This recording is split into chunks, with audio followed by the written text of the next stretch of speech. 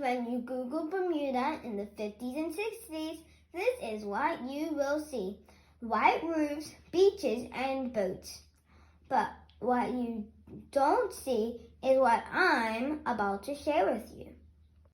Hey guys, this is Granny Bell, and today we're interviewing her for Black History Month in the 50s and 60s.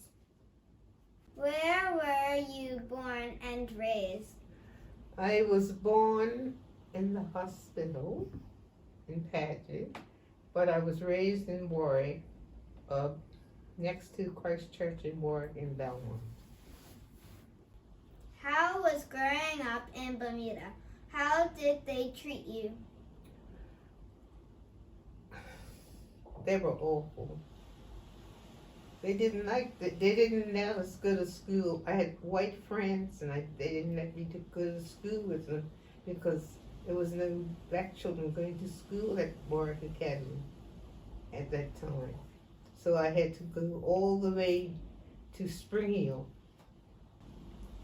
What was school like when you were younger? School was lovely. I loved school. I liked to go to school. We had teachers that taught us Black history. We were lucky. We were fortunate. And it made us be more aware of the way the rest of the children in other schools were shunned.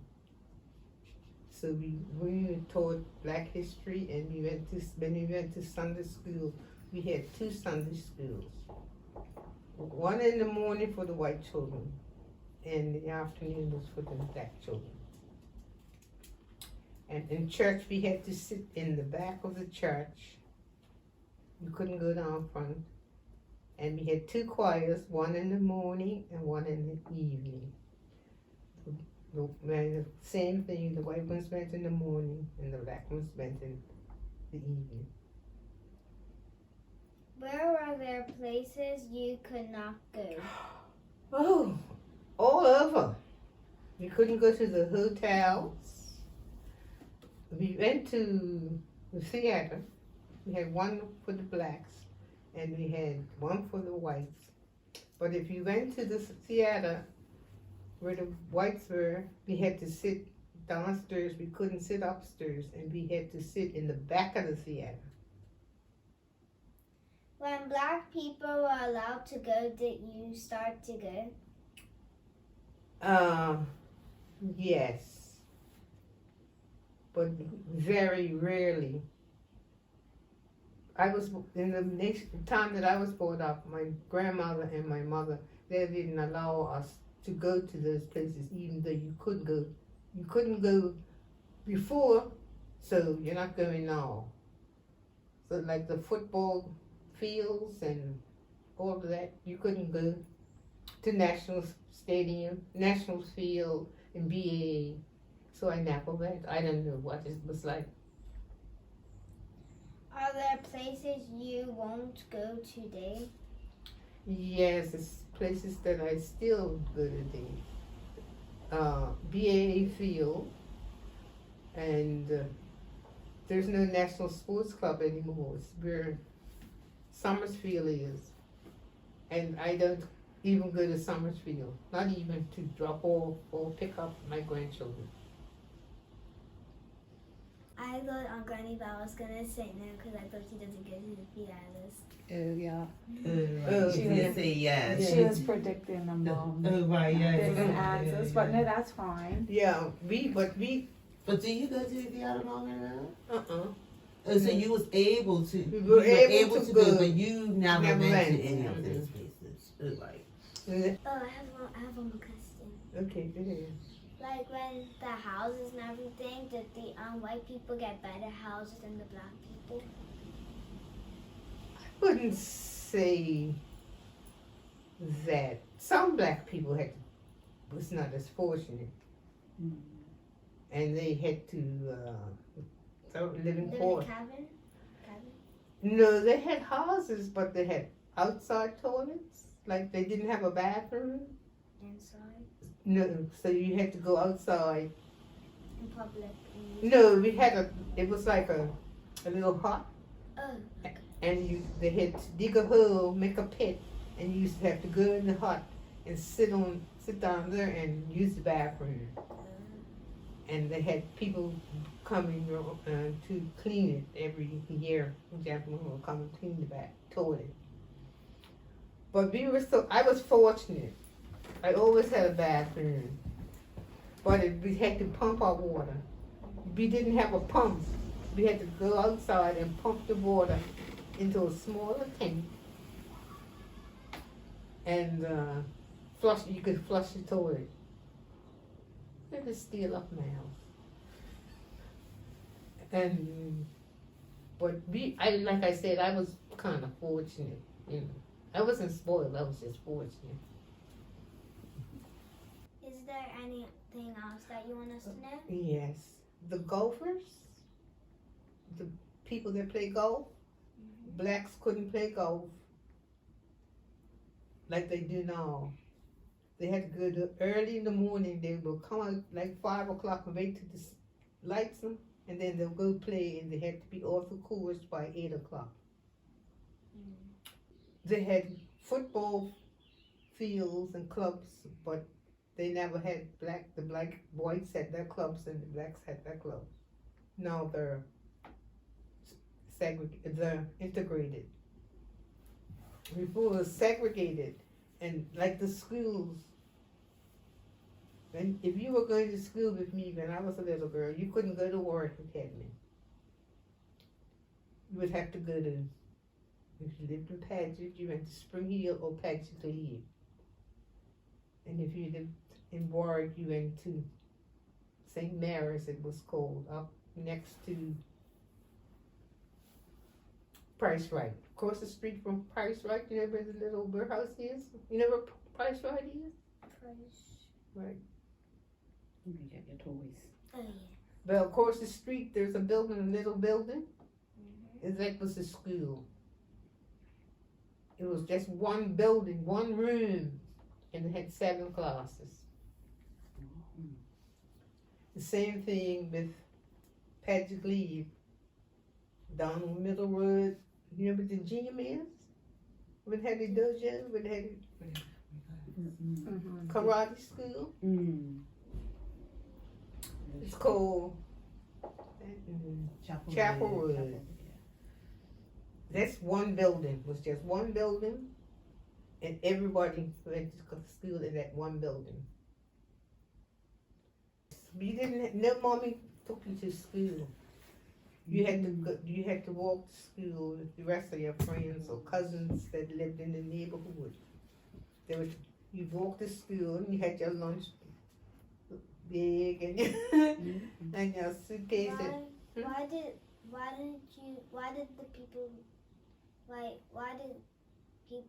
your moms take you to school? Because she had to go to work. And everybody trusted each other. So you didn't mind your children going to school with their friends. Your mommy would let you go to school. On the bus. There was no buses. We had trains. The train track is back up. You ever took it on the train track? Mm-hmm. We had the trains and the ferries if you had to go to Hamilton. Horse and carriage. I had a bicycle. I was lucky. I had a bike. So I used to ride my bike. My push bike. To school. They weren't nice to me. There was a barrier? You know what a barrier is? Like they choose who they wanted to be with. My children that I went to school with. And because I was black and they were fair, they were mean to me. They really weren't nice to me. But I had a teacher that told me, you stand tall. You be proud because you're black. And you will choose who you want to be with. And don't let them choose you. You choose them. So it was segregation between blacks. I mean, segregated. I mean, they were like you would have your friends, but I don't want to go with. I don't want to go with Val. I don't want to go with Granny Val because she's black. So I had only had my few friends, and I still have them. But there are a lot of those that are alive. They're still my friends. How is it like with you guys now? We talk about it and we laugh about it, about the things that we used to do. So we're still.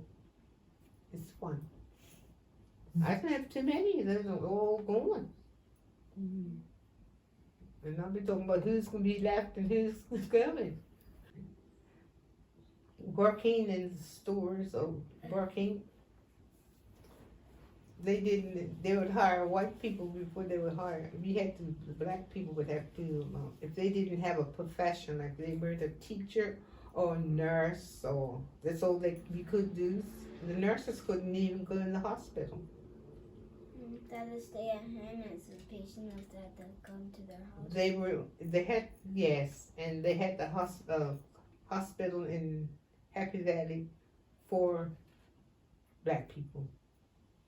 And even the doctors couldn't go in the hospital. They had all white doctors. Although we had colored doctors, black doctors, they were not allowed in the hospital. They used to sneak them in, Sneak them in after dark, do the operations after dark. And in the hotels, like I said, the entertainers, they couldn't go in the front door. They had to go in the back door. If they're going to sing like Goma's daddy sang, he couldn't go in the front door. He had to go around the back and go in and entertain. But I never went because I'm not going in the back door. He wanted to take me, but I never went. I stayed home. I couldn't go. I'm not walking in nobody's back door. And my grandmother used to take in laundry. She used to do people's laundry. She had 2 ladies that worked for her. And they used to do the laundry for the hotel and rich white people. And Mondays we had to take the laundry to the people. But it was funny. It rained it rained one day, and I went to the front door to take the laundry. And she told me I had to go around the back door. So I told her I'm not going around the back door because it's raining. So I left the laundry in the house to the front door and came back in. But I didn't go back anymore to take laundry. My grandmother wouldn't let me go. My cousin had to take the laundry because I was being disrespectful, as she said. But do you think that was right?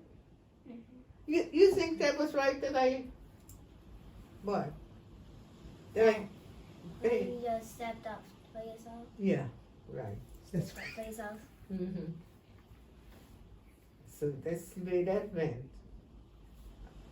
You had to stand up for yourself because if not, nobody else will stand up for you. Do you go to church? Me? Yes. Yes, you do? Okay. But my grandmother never went to church. The minister used to come to her and have prayers with my grandmother. But she says she's not sitting in the back of the church behind the white people. So that's the way I was brought up. So it was kind of, to me, it didn't make sense coming to him and saying that I was, what happened. So, what else? Listen, do you know what a Golliwog is? Okay. I had 2 white friends, girls. We did everything together, 3 of us. They lived up the hill. And I must have been about 5 because I can remember. So it's nothing vivid. It's still there. So my mother used to wash my hair every Saturday.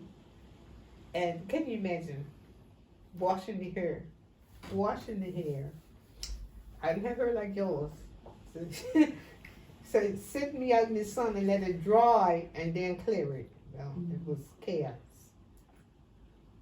So they came down the house while my hair hadn't been combed, so they were laughing. They said I looked like a Golliwog, so I started laughing too.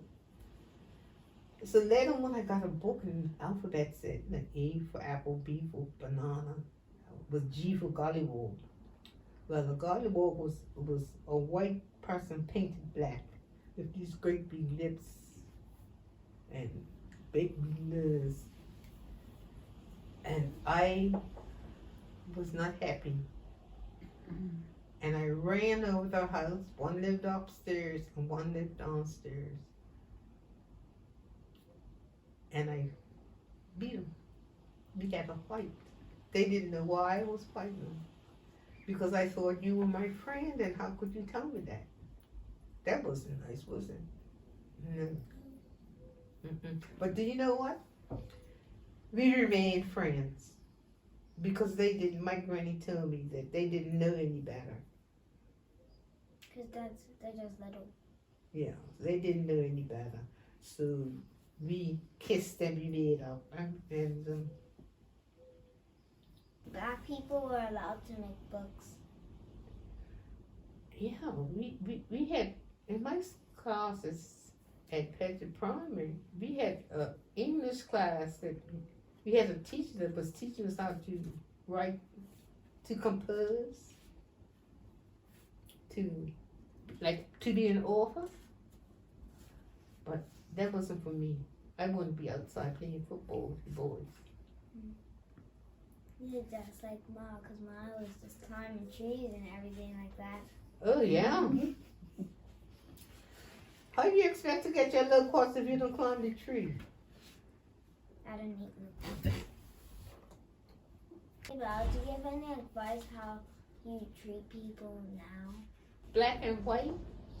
There's good white people and there's good black people and there's bad black people. When I was working, my supervisor didn't want to put me in a position because I don't like white people. So I asked him, how could he say that? How do you know that I don't like white people? You know, because he was white. So I told him that there are good white people and there's bad white people, and there's good black people and there's bad black people. But you have to be the one to select who you want to be with. Don't let them choose you. You choose your friends. And I never was promoted. The whole 30 years I wasn't promoted because I spoke my mind.